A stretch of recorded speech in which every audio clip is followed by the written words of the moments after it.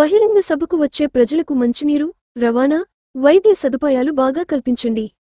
రాష్ట్ర పట్టణ పురపాలక శాఖ మంత్రులు డాక్టర్ పొంగూరు నారాయణ.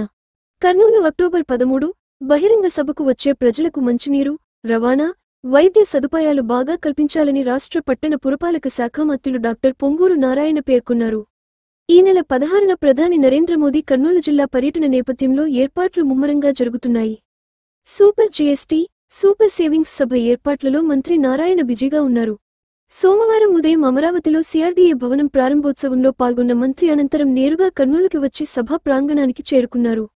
సమావేశంలో ఐఏఎస్ అధికారి విజయ Sunitha, MLC Beeda Ravichandra, Anantapuram MLA Daggubati Venkateswara Prasad, Adoni MLA doctor Parthasarathy, Kamalapuram MLA Krishna Chaitanya Reddy, Giddalur MLA Ashok Reddy, Kandukur MLA Nageswara Rao, Kanigiri MLA Narasimha Reddy, joint collector Noorul Qamar, AP maritime board chairman Damacharla Satya, Andhra Pradesh industrial corporation చైర్మన్గా ఏపీఈసీ మంతెన రామరాజు తదితరులు పాల్గొన్నారు. మరిన్ని వీడియోల కోసం మా ఛానల్ని లైక్ చేయండి, షేర్ చేయండి, సబ్స్క్రైబ్ చేయండి.